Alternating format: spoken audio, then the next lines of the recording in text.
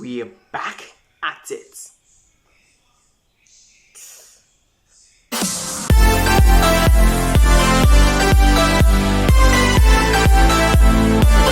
It's Michael Osbolt here from Tech ID, and today we got a little bit of a hands-on on the Xiaomi Redmi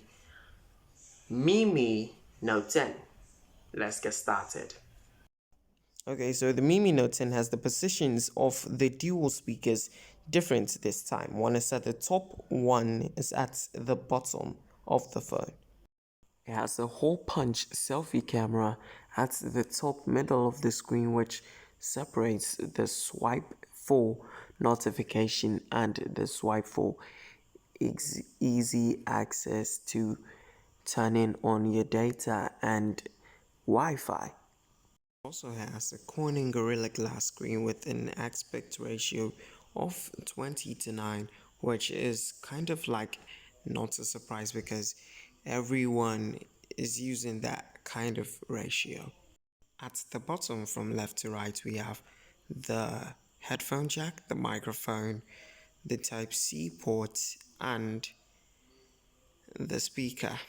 On the left side of the phone we have the SIM slots, and on the right side we have the volume buttons being at the top of the power button, which actually this time serves as a fingerprint sensor. And this is not a surprise because this is the trend of the Xiaomi phones now. The 6.43-inch 1080p resolution is very great, guys. My first 5 minutes of using this phone, I had a very great experience because the phone was faster than all the mid-range phones or the mid-ranges that I've used so far. It's not flagship level, but I'm quite impressed so far with its performance. It's very fast. It's opening apps. I haven't tested it with games because this is not a full review. I've not done a speed test and comparing it to other phones as well. It has a very great camera. It has portrait mode and records 4K videos at 30 frames per second, 1080p videos at 30 and 60 frames per second. It does HDR video recording, has panorama night modes, shorts, yes it does have a shorts mode, and time lapse, the normal, slow motion, and it also has a pro camera mode, something my HTC 10 Evo 2 has. But with comparing this to the HTC 10 Evo, this is really very far.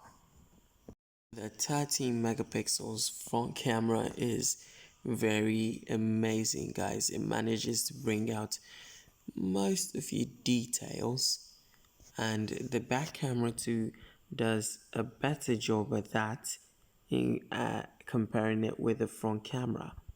You won't be surprised with how simple the specs are for a mid-ranger, and I'm not sure if it's going to be a good gamer because it's not of the G versions of the Snapdragon.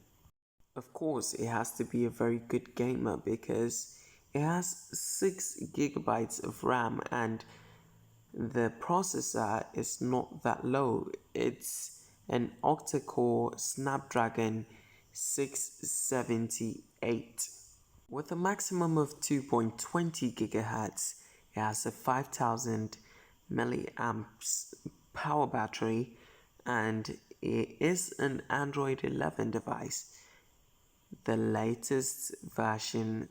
It also has this special feature called the turbo charging, which is actually the coolest animation for charging I have ever seen. Guys, for watching the video, do not forget to subscribe. Leave a comment in the comment section below of what you think about this phone and the impressions it has given you so far, and let me know if you have any ideas of my reviews, and Don't forget to give it a thumbs up if you like it, and still subscribe for more tech videos. Till then, peace out.